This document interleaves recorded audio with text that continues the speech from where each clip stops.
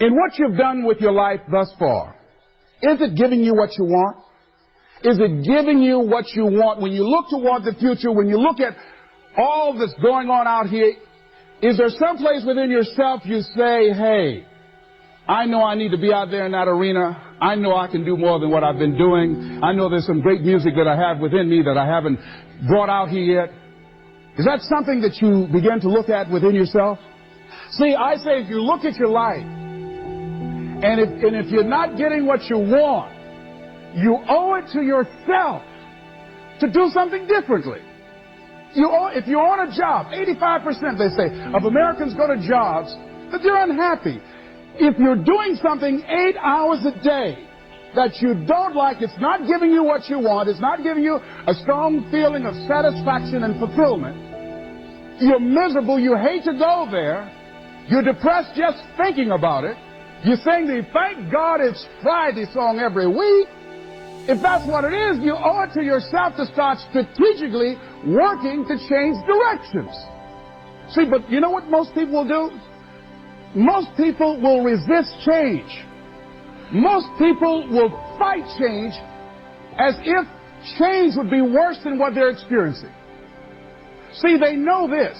They're familiar with this. Most people will not challenge the unknown. They won't just step out there. See, there's certain things that got to be in place. They got to see it all together. And life isn't like that. That's not how you grow. So as you look at your life, you're saying, I'm not getting what I want. As you begin to look toward the future, begin to know that whatever it takes for you to create that, you've got that in you. You've got that. You've got genius in you. You've got goodness in you. You've got creativeness in you. If you decide to take the initiative to change the current quality of your life, I say to you that you will find that the universe is on your side. That life is on your side. Now, will it be turbulent? Yes. Will it be easy? No, no. Will you have some opposition? Yes. Will I make a lot of mistakes? Yes. Will I get hurt? Yes. Yes. See, a lot of people won't try anything different in life because they don't want to get hurt. Let me tell you something. It's too much pain to duck. Pain is everywhere.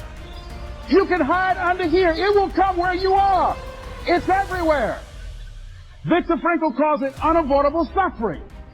You can't duck it.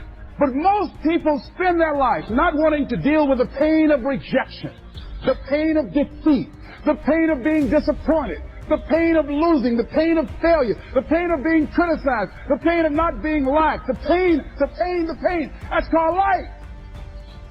Life is full of pain. It's everywhere. But guess what?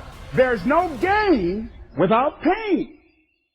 What I'm telling you, this is about you. You about self. You about to run out of fuel. You can't possibly go 30, 40 years on self. Self wasn't designed to go 30 years. For the wages of sin is death.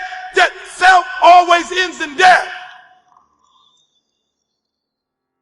We didn't start with prayer because we're unique and special. We didn't start praising God because we're unique and special. We did that because we know God's sitting up high, and God is like, listen to me very closely, son. You gonna win the Nobel Prize. You gonna get all of that. Why? Because I know when you get it, you gonna brag about me, so I'm gonna make sure you get it. God is always going to have somebody in the room that's gonna speak the right stuff. You think you got to work for it. You don't got to work for it. You just got to let him know, if you give it to me, I'm giving it straight back to you. And if you know he going to give it straight back, he going to give it to you. I'm telling you right now, I don't know who at the New York Times, but God got it in somebody's ear. I'm just being real. God gave it up. You all over here. You all over here. If you're going to get up at 4, pray, pray. If you're going to get up at 6, pray, pray. If you're going to get in your word, get in your word. It doesn't matter what everybody else is doing. Stay predictable. Stay consistent. And then God going to open up doors. I found that nothing in life is worthwhile unless you take risks. Nothing. Nelson Mandela said, there is no passion to be found playing small and settling for a life that's less than the one you're capable of living. Now, I'm sure in your experiences in school and applying to college and picking your major and deciding what you want to do with life, I'm sure people have told you to make sure you have something to fall back on. Make sure you got something to fall back on, honey. But I never understood that concept, having something to fall back on. If I'm going to fall, I don't want to fall back on anything. I want to fall forward. I figure at least this way I'll see what I'm going to hit.